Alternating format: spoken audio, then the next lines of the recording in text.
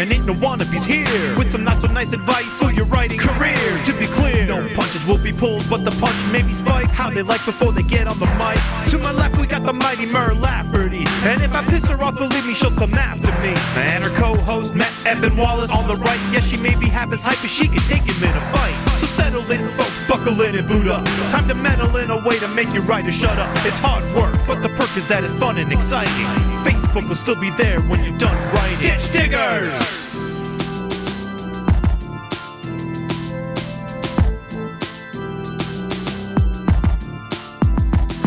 Ditch Diggers! Coming to you live from Morgan Freeman's Daycare Center, it is the Ditch Diggers. Mur Lafferty, Matt Wallace, with special guest hosts Andrea Phillips and Adam Rakunas. How is everybody? Yay! Hi, how are you? I'm stuck in the ball pit over here. Morgan Freeman has a gigantic ball pit here in the daycare center. He does. We've actually not just in the daycare center. It's in every room of the house. That's a consistent feature. The ball pit.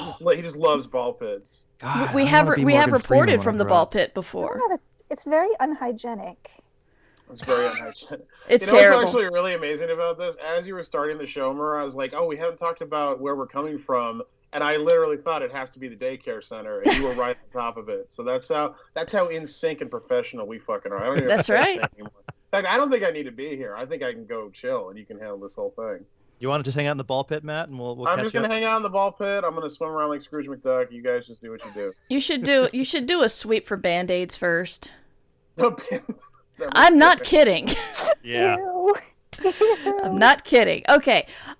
This podcast has been in the works for a couple of months. Actually, Confusion was just great because we recently did the Toby Backel interview, which was also conceived at Confusion and at Confusion.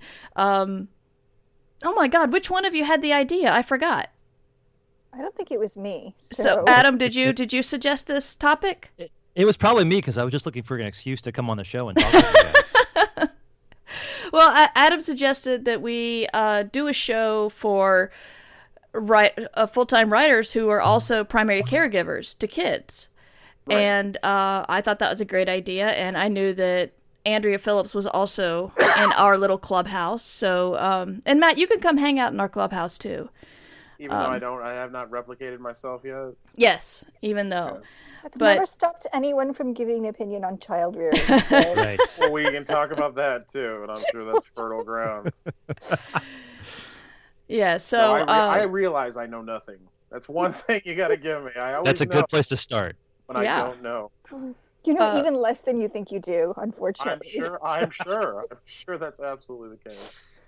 Yeah, you think you know which end leaks, and then you find out they both do, and Yeah. So we'll go ahead and set the stage. I am the mother of a 14-year-old daughter who's in high school now.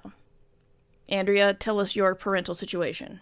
I have a 14-year-old daughter in high school who will be 15 very shortly, and a 10-year-old who is in 5th grade. And Adam? And I have a 7-year-old daughter who is in 1st grade. And I have been primary caregiver since day one, but also a little before because we adopted our daughter at birth. So I was the one who got to go and take care of our daughter's birth mother, which meant like basically cramming 9 months of pregnancy into 6 weeks, which was extra weird. Yeah. You were like a pre-primary caregiver. Yeah. You got it there really early. So I want to respect all the secrecy that should be involved or wants to be involved with this story, but was it a young person who needed why were you involved so early? Oh, just because of the way she did not have a very good home situation, and it was the sort of the practice of our adoption attorney was to go and get a birth mother out of that bad situation into a safer one, and also to get her to meet us so we could get to know her, she could get to know us, and just to keep this from turning into ditch diggers about adoption. We have a semi-open adoption where our daughter has known from day one that we adopted her. We exchange letters and photos with her birth mom every year. We may be going to meet her this year, so that'll be a whole new interesting thing. And so just because my wife was working full time and I was not, it was kind of basically like the arrangement my wife and I always had was if we had kids, because she had more earning power, she would keep working. I'd get to take care of the kid because, I could write at the same time while I'm taking care of a child. Yes. There's everyone is laughing right now because boy, did I learn quickly what bullshit that is. I can't even write when I have to do the laundry. You know what? I always resented the advice to sleep when the baby sleeps because it makes sense, but it was still so annoying that, no, it's asleep. I get a moment to myself and I'm supposed to be unconscious? That's not fair. Yeah. Can I be kind of an outlier here? Yeah. Please do. I'm the mother that you hate because I was super well rested all the time. I was able to get things done in infancy forever. And my secret was like when my younger daughter was born, I was working at home already writing on a game called Perplexity. And my maternity leave was essentially the 36 hours that I was in the hospital. Oh my God. Because well, I had this, I wish I could show you a diagram. I had this really, really elaborate setup that I had perfected with the older daughter with the sort of pillows and a glass of water and so on, where I could ensconce myself in such a way that I had the baby attached to the boob with their head sort of on my elbow or upper arm. And then I would have my laptop on another pillow on my lap, and I could completely do all of my computer activities while holding the baby, and it was fine. It was amazing, and it was like nothing had happened at all. So the key is really architectural skills when it comes down to it. Definitely. The main difference was that now I actually had to stand up and change diapers once in a while instead of completely neglecting my physical form in the way that I had been accustomed to doing previously. So I'm here to tell you it's feasible if you are very fortunate in the ways that I'm very fortunate. I've always wondered, there's the whole nature versus nurture thing. I had a woman who was 1 month behind me in pregnancy, and so we spent some time together when we were pregnant, and then she worked at the same company my husband worked at, so the following year, both kids were 1, and we went to the holiday party, and she just walks up to me and she's like, "So did you leave behind a screaming 1-year-old?"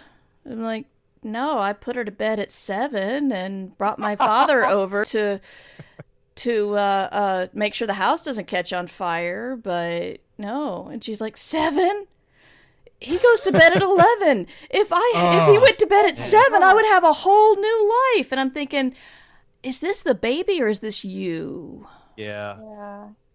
I wonder about that too, because I came in here with the idea that my number one piece of advice for writers who are trying to build a career when you have really small ones in the house, and let's face it, that's the time when you have the most trouble, when they're really small, not necessarily school age yet. The one thing that helps you is an ironclad bedtime that is early enough that you have 3 hours to do whatever it is that you need to get done before you also go to bed. Those are magical adult hours. You can attend to your marriage, you can work on your novel, you can watch adult television. It's fantastic, and it sucks when they go to bed as late as you do. Yeah, I agree. It took us a little while for my wife and I to get our infant daughter used to sleeping. Like she was on a 90-minute wake cycle for 3 or 4 months. Oh yeah, I remember those times. Like one of us would wake up in the middle of the night and roll over and say, "I will give you $1,000 if you take care of this baby." And then suddenly there was this one night, when the night when our daughter started sleeping for longer periods, and you lie awake waiting. No. Actually, for a minute, we you know how you're talking about sleep with the baby sleeps? We did that, and all of a sudden we realized here's this moment where we have okay, it's been an hour. She's still down. And instead of being smart and going to bed and catching up on all the sleep we lost, we stayed up and watched TV. And we finally caught up on 3 hours of Lost until we realized, oh God, it's midnight and the kid's up. And what have we done? Cool. What have we done? Yeah. Yeah. I think, But no, and go ahead, Adam. Mer. No, okay. I was going to say, yeah, just making sure. I think just, I think it's good for the kid to go and have that early bedtime anyway. And it's certainly good for you, the parent, to be able to go and say, kid's asleep. I can finally turn off that part of my brain that is always, worried about this tiny creature. And, I could do some work. I can just chill. I could do nothing. Nothing is great every now and then. Yeah. I should say, though, at the risk, I don't want us all to come off like assholes. Sometimes it really is the baby, and no matter how hard you try, you're not going to be able to get the kid in bed at 7. So the baby's the asshole. The baby can be the asshole. Very definitely the asshole. My little one was a right jerk about bedtimes for a few years in the later toddler years, to such an extent that I essentially had to give in to spending an hour and a half in her room at night, because if I left before she was 100% and fully asleep, it would reboot the bedtime process. Oh God, yeah. And sucks. so fortunately, this was right after the iPhone became a thing. So I was reading the Gutenberg Jane Austen back catalog on my phone and playing Trism on headphones. I think I played a lot of Harvest Moon on DS in the rocking chair, waiting for her to finish falling asleep in those years, and it was hard. Yeah, I remember doing a lot of reading on my phone too, as I, had this dozing infant in my lap. Mm-hmm. But it was I remember quite clearly reading Peter Watts's The Things, that short story he did about yes. the Things point of view, as I had this sweet little bairn right here in my arms, and here's this horrifying, space monster story. But I didn't read it out loud to her, so it was okay. I wasn't warping her mind. No, they don't know. No. Well, right. It's all about the tone, right? From 3 Men and a Baby, where as long as you go and you have that soothing voice, you can talk about blood and violence and everything else, and they won't know. Amazing. To get it back to writing, I think a lot of when you're a new parent, everything slows down, and your baby will be screaming forever, and you will be dealing with spit up and diapers forever. You're sure of this. That the next couple of years are going to be infinite. And I think so many people are worried that their careers are going to stop. And now that I'm well separated from those years, I see how short that time was. And, I wasn't writing at the time. I really didn't pick up writing. I started to get jobs around that time, writing for role-playing games, but I still wasn't doing a lot. I was doing a lot of reading, but I know people who were just afraid that things are going to stop or change, and they don't have to. You can pause them and find a way to settle your family and get a routine going, and then see where you can fit writing after that. But even if you can't, even if it's tough, it's not that much time. Mm-hmm. It does feel forever. Truly. But, yeah. And I was just thinking, it's funny. So my first book, I had finished this first draft when a couple months before our daughter was born, and I freaked out, oh my God, I need to go and edit this thing. I need to work on it. It's my first big it's my novel. And, you put it aside. I think it's okay to put things on pause, especially since, unless you're one of those lucky parents who has a dream baby, you're kind of in survival mode for a while until everything gets settled. We called it baby boot camp. It's funny. I know I have an outlying experience in a lot of ways, and one of those was that I was a working writer, but in the sense of actually having a writing job when my kids were born, and I think that lasted until the little one was, I think, a year and a half old, more or less. before I was kind of full-time freelance juggling clients as I could around whatever family things that I had going on. So I actually committed to putting kids in daycare because I was making enough money to offset the cost, because it was an actual writing job. And even though I was home, I needed help to be able to fulfill all of my writing commitments. So not every writer is going to be making the kind of money to offset full-time daycare or even like half-day pre-K. But if you are pulling in enough money that you can do like a babysitter for a couple of hours once a week, that is a legitimate choice to make. That is absolutely a fine way to spend your money. And I don't want, especially mothers, I don't want mothers to feel bad about themselves and their worth as a parent if that is a thing that you wind up doing. No, I think that's an amazing point to make on like several levels. Because like one, no, not everybody's going to make that kind of money. You should be aspiring to make that kind of money. They should not be viewed as a hobby that you're undertaking to be pushed aside that way. So I really appreciate you bringing all that up, you know. I decided to go the daycare route when my daughter was 2, and that was prescribed by my doctor for my own mental health. And this had nothing to do with her. It was just I was getting into depression, and I needed to do something to not focus on being 100% full-time parent. And I went on medication, and she went into daycare, and everybody's life got so much better because she just thrived in the daycare setting, and I started to come out of my little hole. So it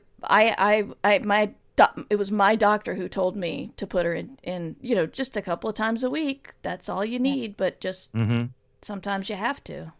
I have to say a lot of my perspective, and this is of course my neuroses, which we've assessed previously. We've determined, Murr, you and I have a lot of the same neuroses. Yes. A lot of the success of my career, a lot of the work that I do has grown only in the fertilizer of being aware that I'm kind of a shitty mother.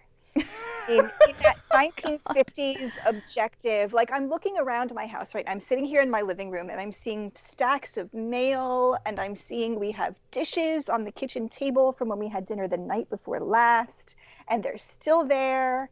And I'm seeing, you know, piles of books and so on.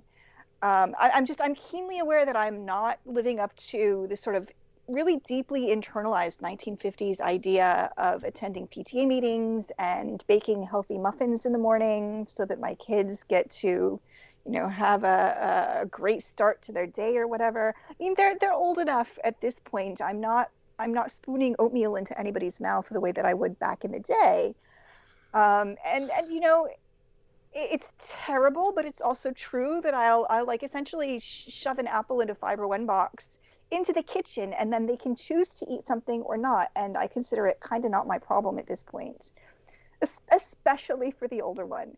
And I say this, and I'm aware that I am judging myself, and that there are probably audience members that are also judging me for being so hands-off. I see nothing wrong with that, and fuck those audience members. Yeah, for real, dude. Hey, your kids are alive. Your house is not on fire. You think it's not on fire. Andrea, is your house Literally on fire? House is on fire. I think it's okay to get off and take care of that. Well, you know, I never. Go ahead, Andrea. Fire. Maybe not literally on fire this very moment, but there are literally on fire hazards that need attending to. Well, you know, you can deal with that later. I mean, as long as we smell smoke, please, by all means. I mean, I think we can all agree that everything that they thought in the 1950s was wrong. Like, literally everything. Pretty much. Yeah. Outside of the concept of affordable home ownership, but that's another topic for another time. I would never presume to speak to like the social or societal pressure that's put on women as mothers. I cannot relate to that in any way. I will say I do understand the pressure I think a lot of freelancers feel is if we're home during the day, we kind of take on the mantle of, well, I should handle all the house stuff because I'm here. Yeah. Like, completely setting aside the fact that you are working, you have a million things to do. It's everybody else's perception of it is, well, you're home all day, so why is there anything that can't be done? You have all this time. And if somebody needs you, you can jump. Yeah, exactly. Because There's you're like this right there. illusion that if you had 20 minutes to spend on Twitter, you could have spent 5 of those minutes picking up the goddamn vacuum cleaner. Yeah. Yeah. I was never a babysitter growing up. I didn't have younger siblings, and I didn't spend a whole lot of time with my younger cousins. So I was not actually very good with babies. And so I was good with my baby when it came to caregiving, but when it came to like playing with and quality time, I was bad at it. Like I'd try and I wouldn't, not knowing how to play with a baby, that's pretty bad. But it's like even when she got a little bit older and we were making up stories about her stuffed animals and stuff, I would not create the right narrative. It was just so bad. Wait, Well, no, she would say too? what? No, I'm bonding with you right now, Mer. I used to have arguments with my older one when she was small because I would tell her Mean Witch and Pirate stories, and these were objectively really bad stories. But we would do Mean Witch and Pirate stories, and I would tell her the story, and she would be telling me how they were wrong and argue with me about the story as I was telling it. Consistently so. And I reached a point where I was like, listen, kid, who's telling the story here? Listen. I am a goddamn professional. Yeah, exactly. If you want to tell the story, then you tell me the story. But if I am telling the story, you do not get to complain about the story you receive.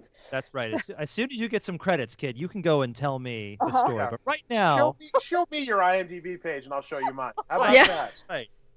3-year-old. Yeah. What's on your cover letter, Junior? What do you have to show for yourself? Yeah. So Mer, it's a deep relief to me to hear that you also got like story-related back talk from a Oh toddler. yeah. She'd be saying, okay, my I'm gonna do this, and this horse is gonna do this, and I'd be like, okay, I'm gonna do this. No, that's not. Why are you doing that? No. And now that I've got a teenager, and she's a little bit of a teenager, but she still hasn't gotten. I haven't embarrassed her yet, and I sometimes still drive her to school in my pajamas, so I feel very lucky there. Well, you have very stylish pajamas, Mark. So there is that. Well, and I think the dynamic around embarrassment may be different for modern children than it was back in the day. I haven't embarrassed my kids either in that sense. The little one doesn't like to hold my hand in the parking lot anymore. And I think that's just because she feels that she is old enough to be trusted to walk across the parking lot without dying now, Right. which is not actually an accurate assessment of her awareness skills, it turns out. But I found partly I think because I'm hip to the internet and so on, but like all of my kids' friends think I'm super cool, and we you are, Andrew. watch the same TV shows and know about. And you routinely have fudge, so how could anybody not love you? Not here. I only make fudge when I'm traveling.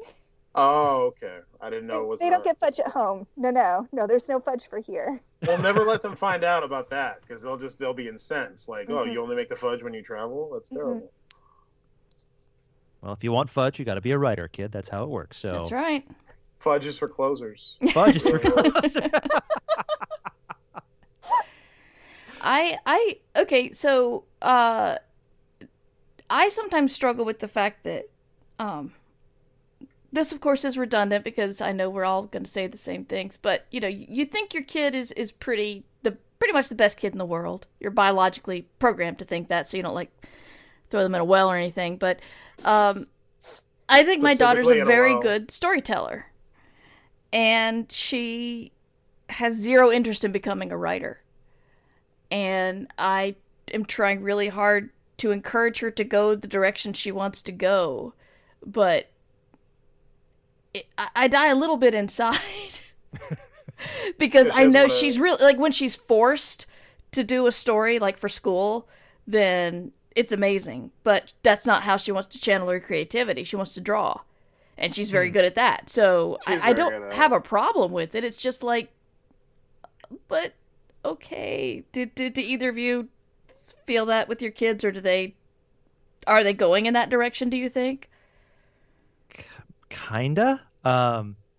What's funny is that when my daughter got old enough to the point where I could just tell her like, "Daddy is working now. You go play here," and you'd still get the interruptions, but then she would come in and say, "Daddy, look, I made you a book," and she'd gone and like taken paper and stapled it together and written stuff on every page. Aw. Oh, that's awesome. It's because she was starting to understand the idea, like this was my job, and like that.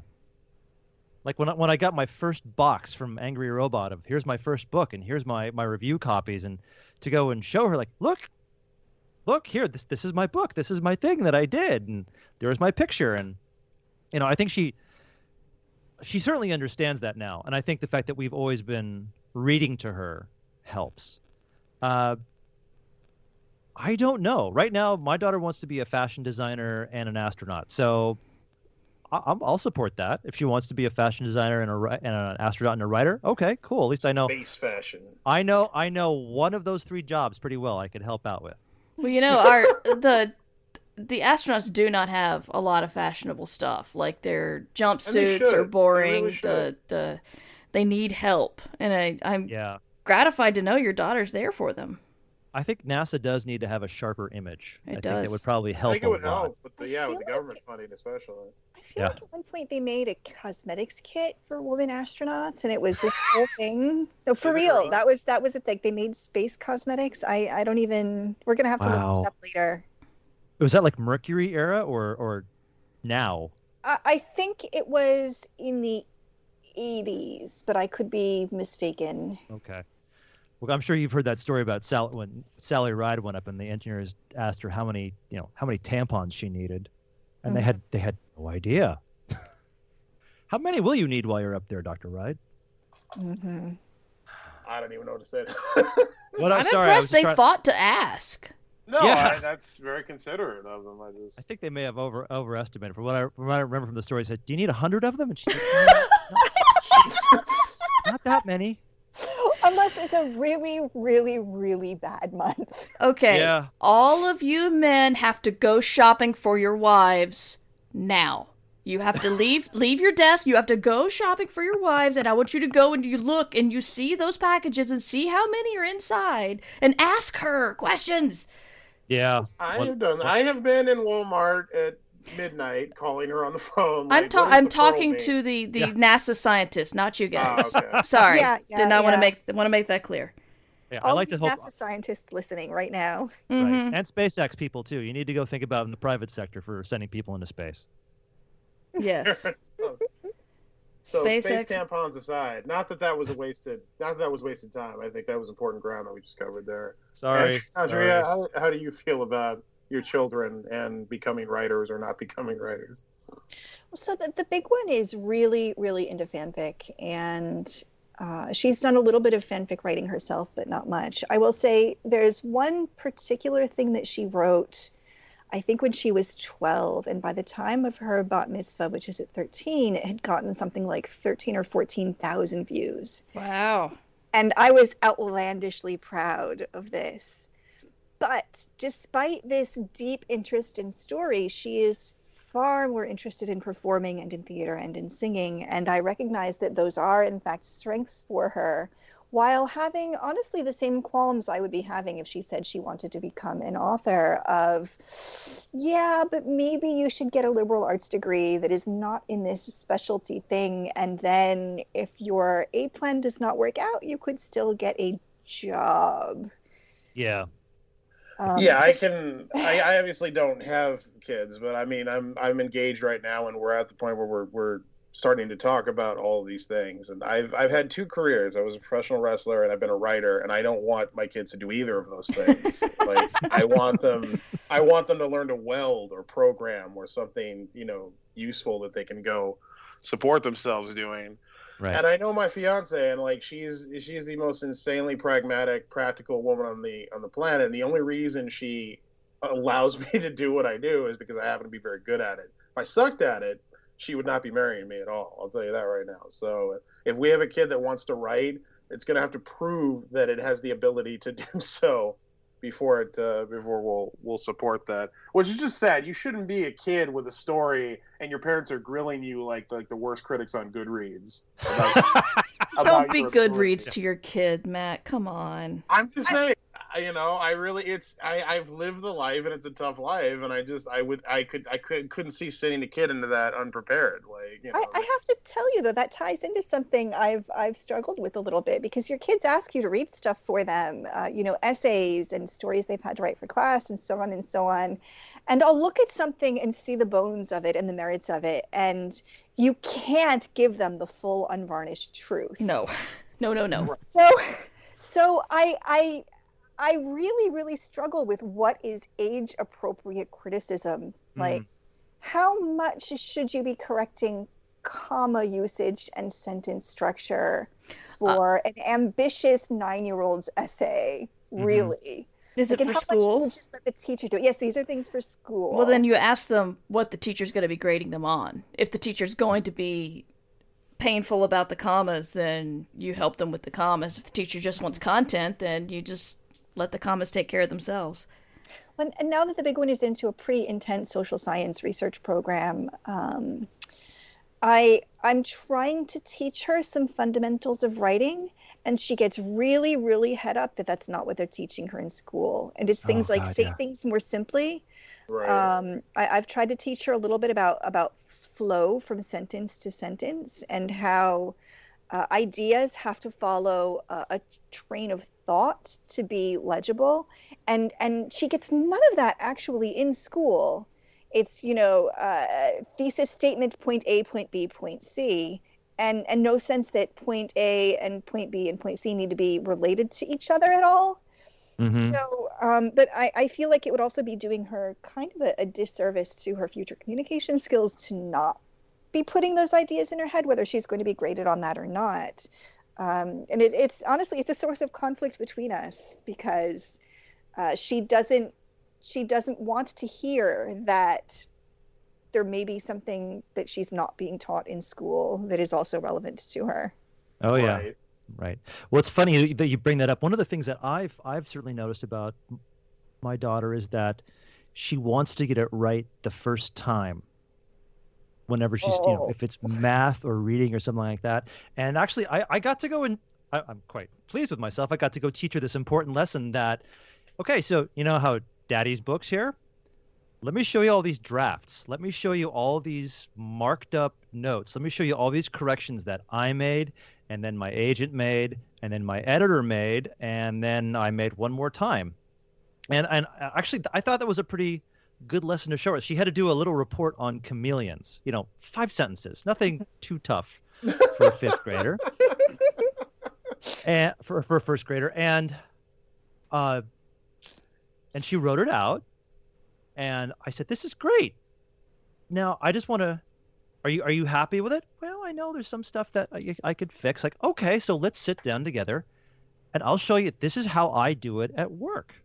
And to go and just teach her that lesson of, and not just correcting for, spelling and grammar and punctuation and stuff like that, but yeah, getting that idea that having one thing lead into another, like to go into like, yeah, this sentence here is great. Do you think it might fit a little better when it comes after this, where we talk about, the chameleon lives in trees and the chameleon likes to eat bugs that it finds in trees. Like, those are 2 great thoughts. Put them together. And to also go and show her, here's your first draft, and here's a draft that you're going to go bring to your teacher, and to have her go and see the difference, but also know that it's okay to screw up, that you're not going to get it right the first time. And I've seen that too with in addition to everything else I do, I'm also the co-leader of my daughter's Girl Scout troop. And Nice. Earlier in the year, the kids were working on their art badge. And they were also paralyzed because they wanted to get it right away. Draw, something as simple as, draw something with some shadow, and they would just freeze up. And I reached out on Twitter and just asked, like, are there any women who are graphic artists or cartoonists who would like to come to talk to some Girl Scouts? And a bunch of them showed up. And I said, like, you can talk whatever, but I just want you to go and please show them your process. Show them that you go through revisions, that you go through changes, that you go and, you don't go and just skip, draw it once, done, thank you. And that, I think, was just a good thing for letting them know that not only do you not have to get it right the first time, it's okay to go and goof off and see whatever kind of weird tangent you go on, because and to get it back to writing, sometimes that happens. I start with an outline and all of a sudden I'll start going off the map because I'm having more fun writing the stuff that's not on the outline that I had in the first place. Letting it, I think teaching your kids that it's okay to go and have those ridiculous narrative moments, but also kind of time together if you can, maybe. No, I think that was some good writer parenting that you just did there, Adam. Did that actually work? Good job, Adam. Pat on the back. Did it actually work? Yeah, did it actually work? Because I can see that backfiring into, my God, you're really shitty at your job, Mom. Oh my God. Fortunately, she's too young to know any better, and it also helps that I've made her a character in my second book, so she's still impressed with that. So I can always go tell her. You have a fallback. That's right. I'm still cool, kid. You can still trust me. No, I was sitting here thinking, how dare you inflict the editorial process on a child? But perhaps I've been doing this too long. That is a little cruel. I'd actually like to, and Andrew, you touched on this a little earlier. You were talking about paying for childcare and being able to offset the cost with what you do. You both, in terms of like the professional side of writing, like getting the work done and producing and all that is one thing. But did having kids, was it more of a motivation for you to do better professionally with your writing? I know you both have obviously you have spouses and people who help you, but like in terms of your own careers, how did it impact your perception of your career and where it was going and where you wanted it to go? This is a complicated question for me. No, I'm thinking, so this is not going to be universally applicable. Of course. But about 4 days after I found out I was pregnant with my older daughter, 9/11 happened, and I live in New York. Right. And I was going over the Whitestone Bridge at the time. And that wound up being kind of a seminal moment in terms of looking at the big picture of your life and your choices and so on. Not to say that I immediately quit my IT job and went into a creative field and on and on. But I think I became a little more open to other possibilities than I had been before that. Now I had played a game that wound up being really formative to me over the course of the year before I got pregnant for the first time, and I had developed the really strong desire to make things like that, and I think it wasn't related to having children at all, but sort of that moment in time and in history and the confluence of things that had happened. So I wound up very conveniently being able to move into the field of games and writing for games when my older one was, I think, maybe 2 or 2.5 years old. But it really wasn't motivated by my children. And actually, I'm going to tell you, one of the things I really resent, and I say I really resent it, but the person who asked me that was a good friend who didn't mean it like that. But somebody once asked me, how do your children influence your work? And my answer was that they really don't. They're unrelated to each other. My life as a creative person is absolutely not the same thing as my life as a parent. It's just two completely separate facets of myself. That said, being a mother bleeds over into my work as a motif quite a lot. And I've noticed personality traits and behaviors in my children that I've put into my work later, but it's not in a different spirit than my identity as someone who has worked in IT, or my identity as someone who has worked in marketing and has noticed those kinds of people and those kinds of behaviors. It's just, this is the scenery of my life right now, and so it manifests in my work because I have feelings about it. But I really, really, truly, deeply, profoundly resent the idea that parenting as such has to be a defining trait No, that's not at all how I meant the question if it came across like that. No. It's sort of a tangential thing. I'm not saying that you asked me that. I'm saying that it's an assumption that people make that really bothers me. Absolutely, and rightfully so. Like that should become your only identity, and that should affect everything you do. And that's I totally don't think it should. Mur, I can also go off on that because I've heard her go off on that before. Well, I was more thinking of the assumption that if you are a writer and you have procreated, I don't know if this happens to guys, Adam, but clearly you must write for children because your audience is right there. And I'm like, I really do not want my daughter to be reading my space murder story where the first chapter has a whole bunch of blood and vomit spewing around a room because there's 0G. She's read it now, but years ago, like, when she was much younger, I would not be telling her the story of my murder mystery because that's not appropriate for that age. And some people look at you like you've violated some great universal rule that you have this creativity, but you're not using it to benefit or enhance your child's life directly. You know what's hilarious, Mur? I don't think anyone has ever asked if I write for children, which is a little bit funny because I have written for children, but also I think it's hilarious because I think I present in public, and like my persona is way more somebody who would write for children than you have. So it's interesting that people would think that of you and not really of me. Yeah, I can't imagine ever asking her that question. Right? Right? You write for children? There's nothing about you, Mur, that says picture books. I mean, if you're trying to indoctrinate children in a specific way. Adam, has anyone ever assumed that you write for kids? No, but I think it's just I still have a hard time talking about being a writer in public anyway because no one knows what the job is. Yeah, well, that's a whole other friggin' topic, man. Right, and it didn't help that for the first 6 years of my kid's life, we lived in Santa Monica, California, where if you say you're a writer, then someone's going to say, "Oh, what show or what movie?" Yeah. And the funny thing is too, going to the playground every day where I was quite literally the odd man out because I'm there with either moms or nannies. Mm-hmm. And when work would sometimes, people would talk about, well, what else do you do? And my kid would be going and playing with the children of people who either, were screenwriters or producers or, people who work the technical side of Hollywood. And every now and then, yes, some celebrity would go and bring their kid to the playground, which would be, weird to talk about work. But no one has ever gone and asked me like if I write for children. Thank God.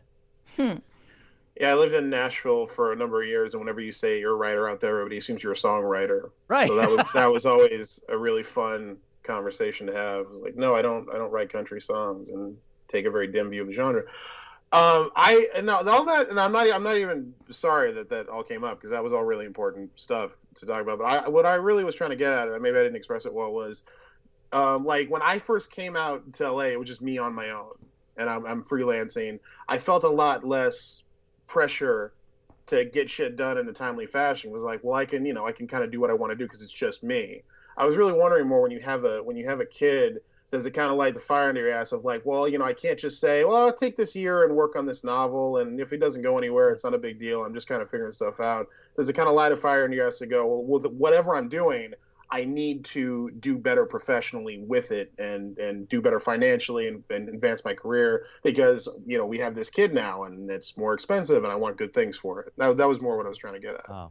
Well, yeah. It certainly has for me, I think. It's one thing when you're just noodling away on a novel at your lunch hour. Right. And then all of a sudden, like, here is this other person that you've got to go and take care of. And, I felt like I had to go and, but before our daughter came along, I would have felt totally fine with like asking my wife and, is it okay if I just go off on this, go to this writing retreat for a week or go to this workshop and, I'll miss you, but I'll see you in a week. And all of a sudden now it turned into, I know this is a gigantic burden to ask you to work and also take care of our kid, but could I please go and do this? And I swear to God, I'm going to work really hard. I'm going to sell this book, and it's all going to work out, please. And thank God, my wife has been super supportive the whole time that I've been a writer, and it's she has never gone and said, hey, Rakunas, could you get on it and write a bestseller and make our financial life easier? But I certainly would like to. Right. It would be nice to go and contribute more to the family bottom line. Yeah. But I'm pretty sure that's the same for everybody. It's Yeah. You do this job and you want to go and Pull bring your home weight. a little bacon. Yeah, bring some bacon home for yourself. I mean, to share with everyone, but I think my answer was a pretty resounding no. My kids haven't affected that one way or the other. But I will add, I've never been in a position where I could have gone away for a workshop for a week in the first place. My family, even when it was just my husband and I, my family always needed my income to be able to continue to pay the rent and put food on the table, or later the mortgage. So the idea that I like need money to live is really not any more urgent than it was to begin with. And like I'm making the shrugging emoticon here. It's the same. It's really the same. I'm feeling a little bit of pay for college pressure right now, but Right. I don't think that's affecting my actual work or how I approach opportunities at all, because I was kind of trying to min-max for cash flow the whole time. No, that's good. I'm glad to have that perspective, because the reverse of that is I think people thinking that you can't be a writer and be the breadwinner or whatever, when that's clearly not the case for a lot of people, you included. So I'm happy to hear that as well. So we're going to go to Twitter questions now. We have a few. Todd French asks, is there a magic formula for being a good parent and digging the ditches, as it were? Is there a magic formula? Is magic involved? I write science fiction, so I deal purely from a technological standpoint. So you don't believe in magic is what you're saying, Adam. The magic is in you all along, Matt. I mean, for me, it truly is about lowering your standards for what good parenting is. That's the magic formula. Be realistic about, well, and even if you're not a ditch digger, even if you're not a writer, being a good parent is a really difficult thing to do, it turns out, because you can only be as good as you have in you on any given day. Mm-hmm. So you have to kind of at a certain point commit to being as good as you have in you, and it's okay that you don't have better in you, because you don't need to be the perfect parent. You just need to be a good enough parent. Mm-hmm. And there we have it. Mediocrity. Yeah. Mediocrity Yeah. creates the magic. Yeah. That's the t-shirt for this episode. Mediocrity creates the magic. I think it for me it all has to do with the balance. You just make sure that you give attention to your family, attention to your kid, and don't go too far in either direction.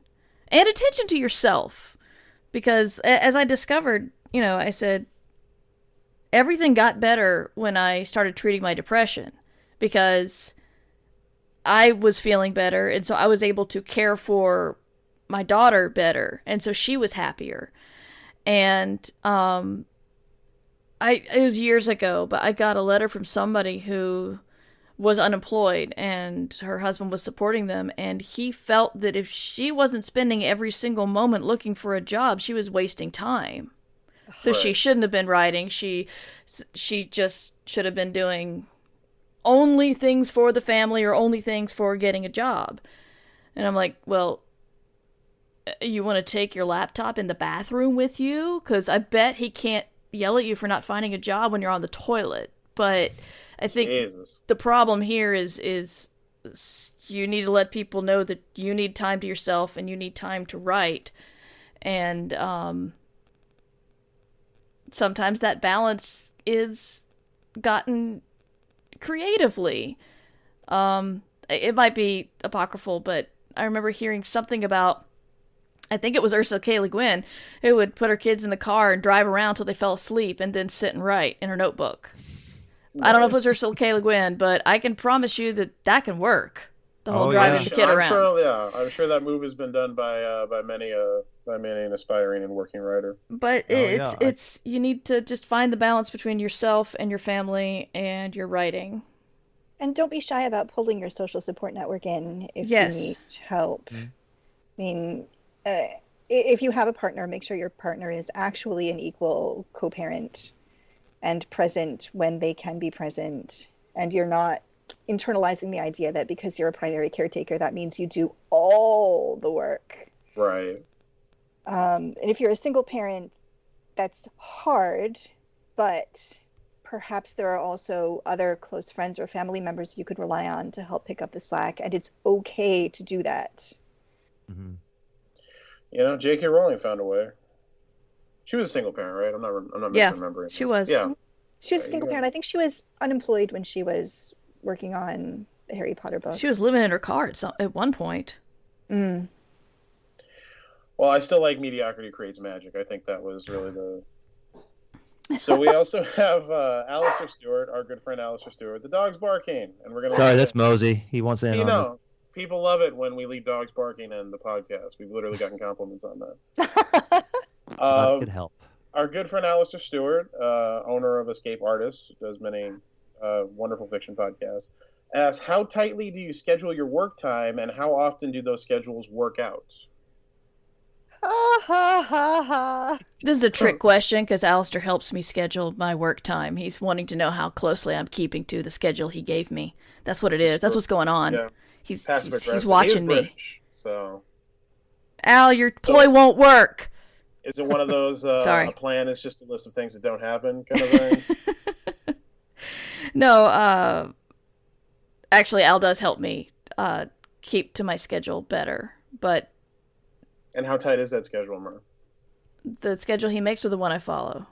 I think that was the question: is how tight is the first, and then how tight is the second? What actually occurs? Yeah, I think the problem is, especially, I mean, I'm I call myself a freelancer because I don't just write. And so if something comes up, like I decided a couple of days ago that I needed to clean up a lot on the admin side of the podcasts I do. And I mean like widgets and SEO stuff and making sure we're in a lot of other directories. This has been hours and hours of work that I hadn't really planned for but needed to be done. And I let it take a priority. Maybe I should have, maybe I shouldn't have. We'll see how well the podcast does in the next couple of weeks, seeing as how I cleaned up all the back end. But I do have a bad habit of, if anything comes up and says it wants attention and I have that or writing to do, I will usually do the creative procrastination thing and do the thing that's demanding attention more than the writing, unless I have a deadline. But I don't right now. But we're not talking about that or my fears. But someone else talk. I mean, really, it's all the same thing, right? I schedules. What are you talking about? Time, structure. What? No. Just whatever's in front of you at the time. I mean, I triage. There's a difference to me between prioritizing and scheduling. So at any given time, I have a working idea of what the most important things are for me to do over the course of the next few days, over the next week. But it's not like I say, okay, on Friday from 10 a.m. until 2 p.m. I will be working on my novel. It doesn't ever happen that way because somebody will call, or I'll realize that I have to go to check my P.O. box, or a child will be sick, or I'll be getting texts from, the other child about some emergency.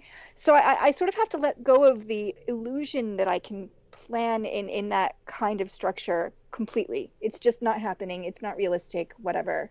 And so I have like milestones, things like the call for this podcast is an immovable object in my day, and then everything else kind of washes over it like the ocean, like a tide coming in and out.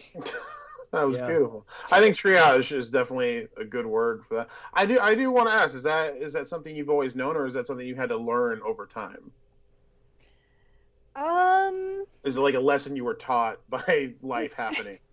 Yeah, I think it's just how things evolved over time. There were no conscious choices on my part regarding how it would come out that way. Even in my office working life, in the before times, In the long, long ago. long ago, I know that I'd have my Franklin planner and my important to-dos, and I'd kind of do them in whatever order seemed relevant, but I was always a little bit flexible about it.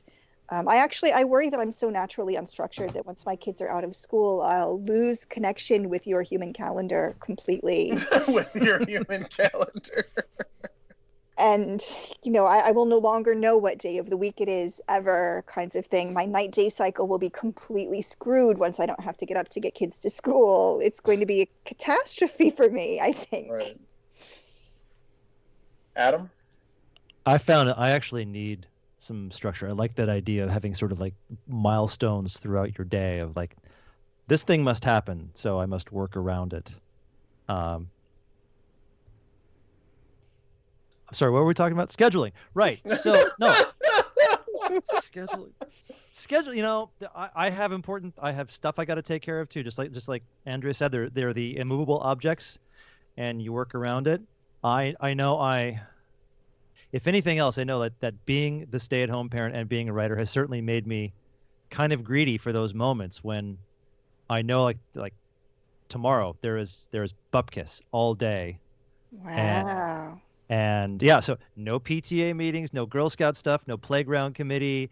My daughter's. Wait. I just want to take a moment to acknowledge that you're a better mother than I am objectively. In that societal way, so much better. I think you may be overachieving in this respect. That's why I'm actually cutting back on stuff next year, because it's fucking exhausting. Yeah.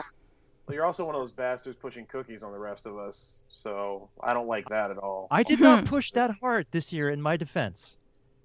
Still, I could have.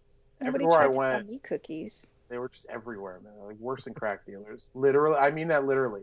Literally worse than crack dealers. Except, I know it's because that's because Girl Scout crudités didn't really test as well as cookies. So I love crudité. I love them too, but can you really go? Like, would you really go and have buy a bunch of carrot sticks from a Girl Scout, or would you buy a box of Thin Mints? Let's be honest.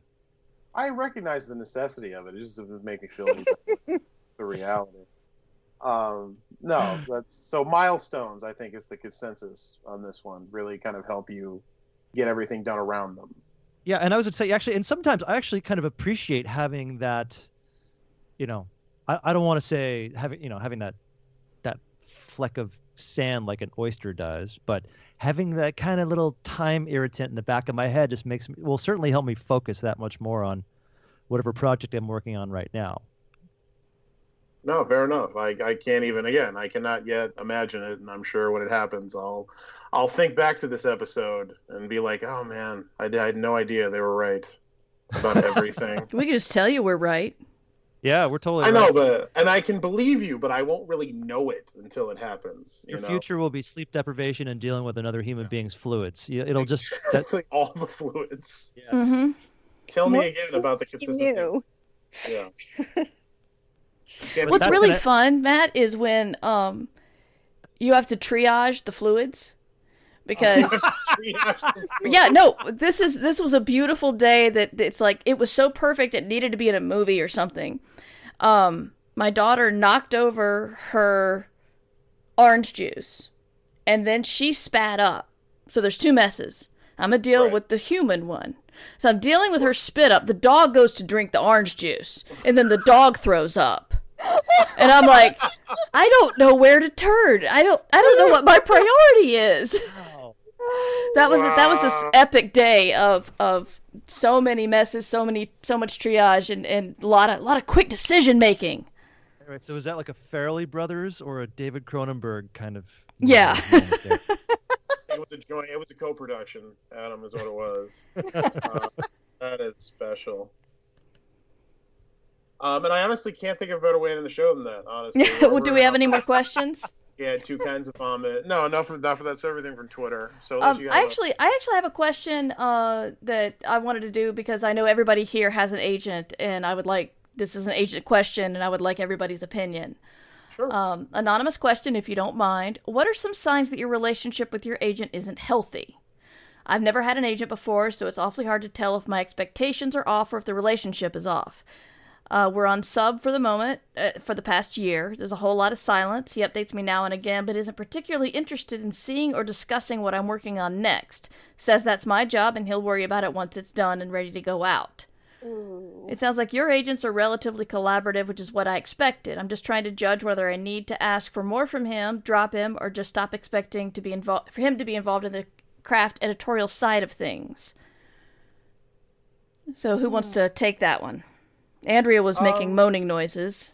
Yeah, Andrea, Well, please. I've had a bad agent experience, and so my number one red flag for when your agent relationship is unhealthy is when they don't send you royalty statements. That's wow. a big red flag there. But I also kind of, before things got to that stage, one of the early red flags was not looking at the work that I'd already sent him, not giving me any sort of feedback at all. Not even that I wanted that sort of collaborative editorial relationship. I don't really have a collaborative editorial relationship with my current agent either.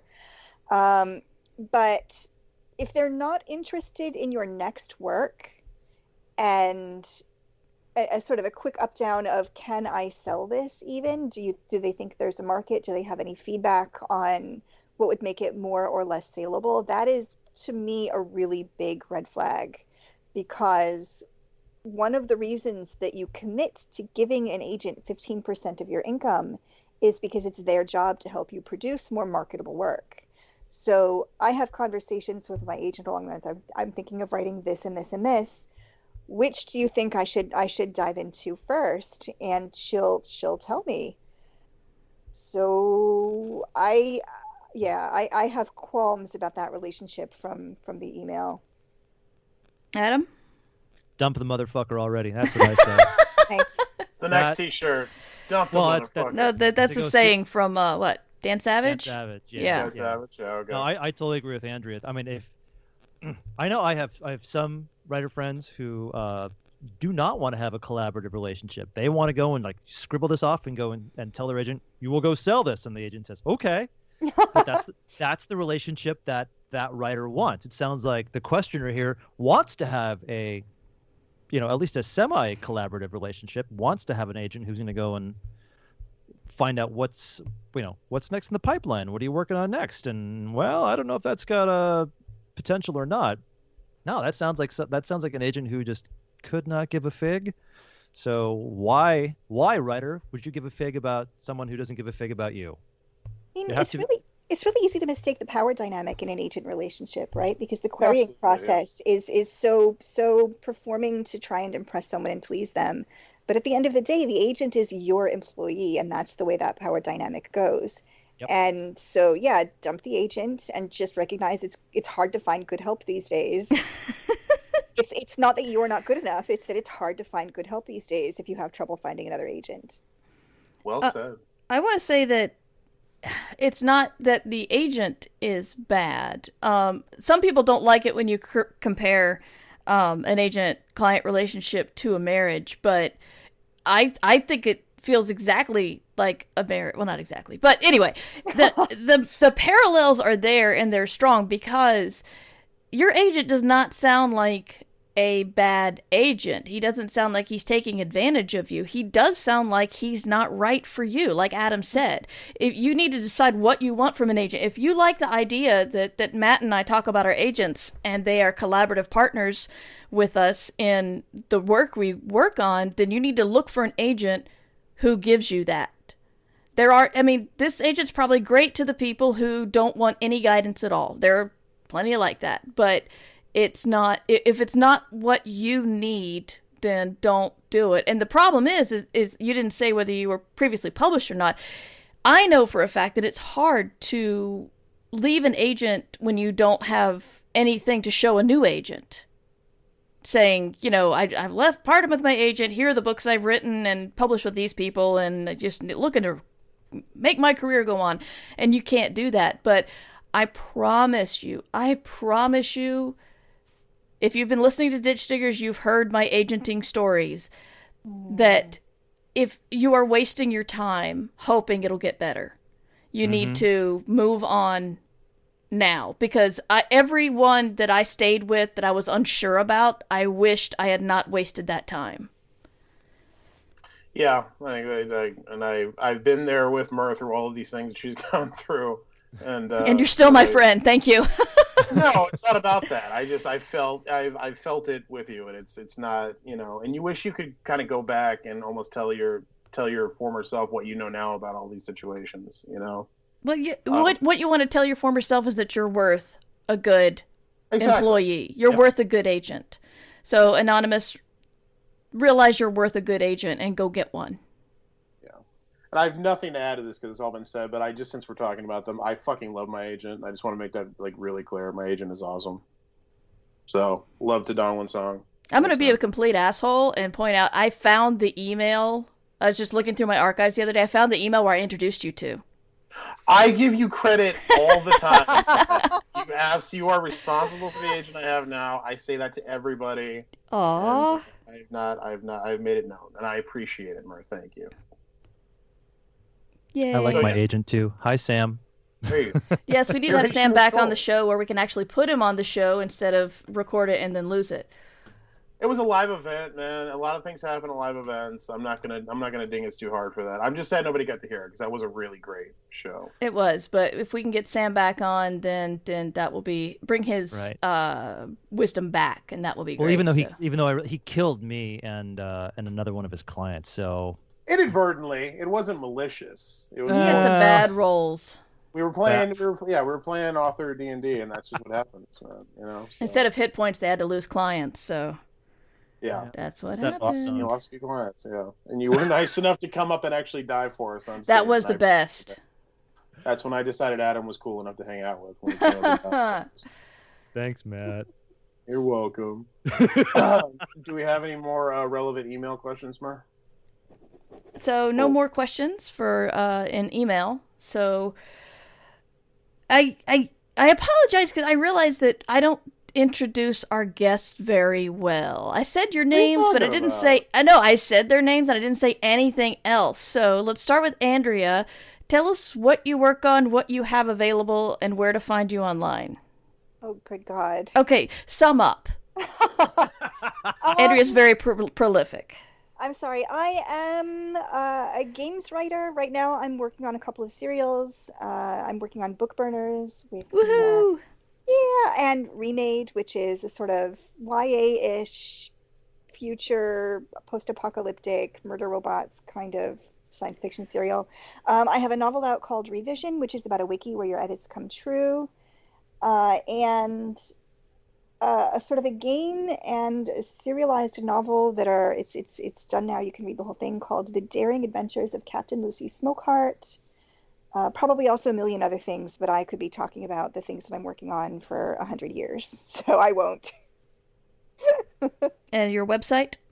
Oh, my website is at AndreaPhillips.com. There are 2 L's in Phillips. Alrighty. Adam, would you like to tell us about your wonderful career and where to find you online? I could, but I feel like a total piker compared to Andrea. We're all pikers compared to Andrea. No. I have 2 science fiction books out right now with Angry Robot. They're about a two-fisted labor organizer from the future. The first one, Windswept, got nominated for the Philip K. Dick Award last year. That was cool. And the second one, Like a Boss, got nominated for the This Meets My Contractual Obligation Award. That was good. Actually, they've both been out for a while, but I am really, really jazzed that the audiobook versions, they're both out with Graphic Audio, who do the sort of dramatized reading with a voice cast and sound effects and music and all that. Windswept came out last week. Like a Boss is coming out May 22nd. They sound so fucking cool. I love listening to the work that they did. I got nothing else in the pipeline, though. I'm in that weird place right now where I get to go and propose stuff instead of, write out a whole book and send it out in the world and hope it lands somewhere.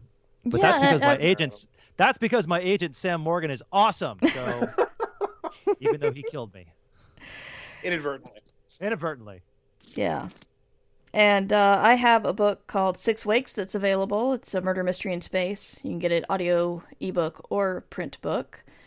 And where you can find the show notes to this show, painstakingly written by Matt, is ditchdiggers.merverse.com.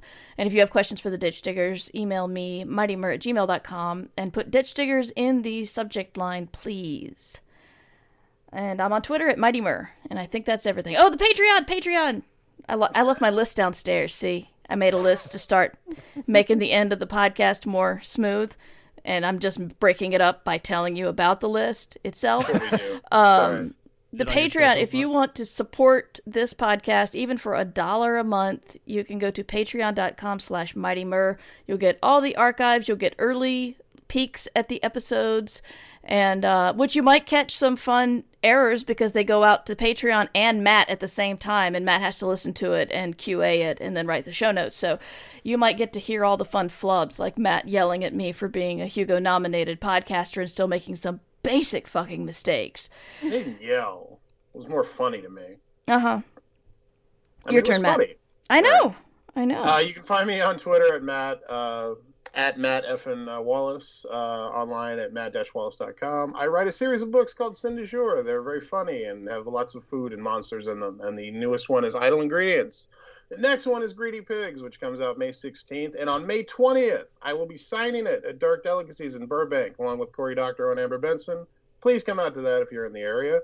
And the last thing I'd like to mention is Ditch Diggers is a Hugo finalist for Best Fancast.